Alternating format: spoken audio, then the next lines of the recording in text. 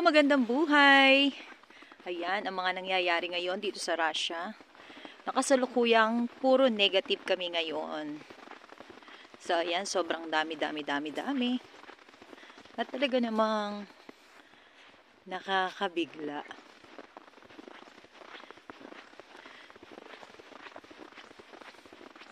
Ayan yung mga halaman namin before. Na ngayon ay tinadtad talaga ng yelo. Ayan. Sobrang dami. Ayan. Mga upuan, naging yung park namin dati ay naging ganyan na. So, ayan. Tabon-tabon na talaga.